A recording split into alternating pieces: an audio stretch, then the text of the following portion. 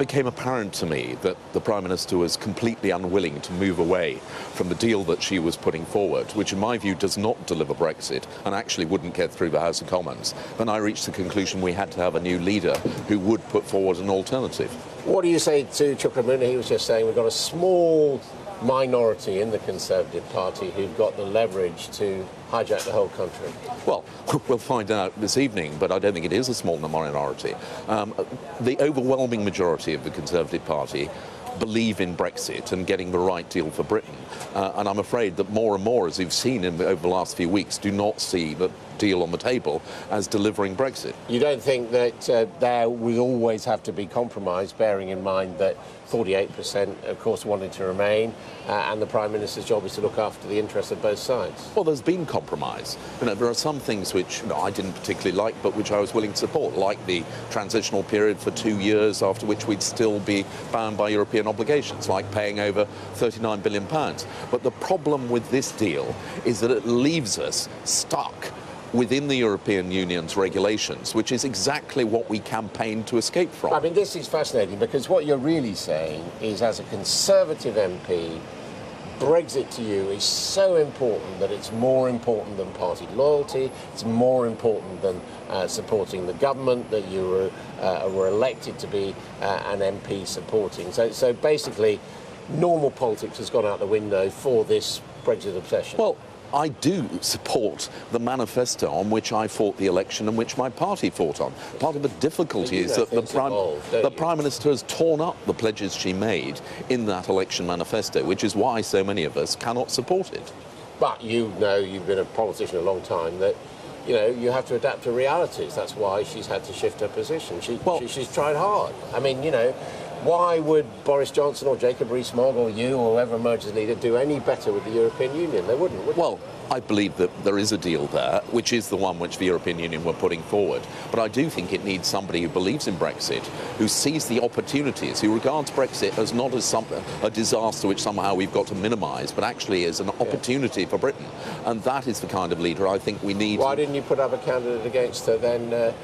When David Cameron stood down, she was made Prime Minister and leader of the party by acclamation. Well, she was. But at that time, I supported Michael Gove had been a leader of the Brexit campaign, and of course he then stood down, and then Boris Johnson stood down, and we were left with only one candidate standing. Well, you could have put out another candidate.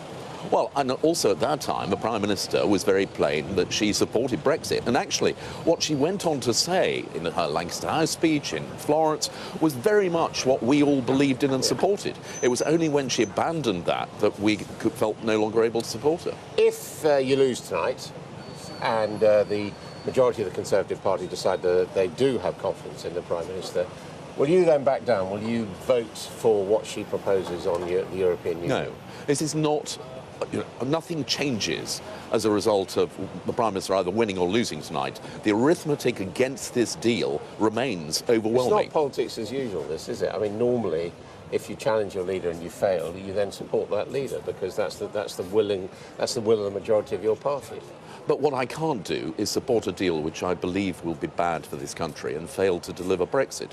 And nothing is changed. What I hope will still happen is that the Prime Minister, seeing the arithmetic of Parliament, will go back and get some significant changes. I mean, you don't think it's bad for the country not to have any leadership with 106 days to go until we leave the European Union? Well, I do think that if we had a new leader, we would have to ask for an extension. We wouldn't get a new deal in this time left before 29th of March, so we'd have to have that extension. But I see no reason why the European... when she says that this would lead to a delay in the process. I think it would lead to a delay, but it would have to be a time-limited delay in order that we can get an agreement which suits this country. But I can see no reason why we shouldn't get that. What about, as she also says, that Parliament would be able to take control, and I think you'd agree that your views don't have a majority in Parliament, so therefore you wouldn't get what you wanted anyway? Well, we have passed a law which says we leave on the 29th of March. Nothing has changed about that. Passed an amendment thanks to Dominic Grieve, which means Parliament takes over. No, it doesn't. It means Parliament expresses a view, but ultimately the law states that we are leaving on 29th of March, and nothing has changed. So therefore you would be in favour of what some people say is a crash out, a hard Brexit with no deal, against the will of Parliament? I don't want no deal. One of the reasons we're trying to do this is to get in place a leader who will fight for a free trade agreement which delivers on what people voted for. OK, John Whittingdale, thank you very much indeed. News coming in thick and fast, but let's just remind ourselves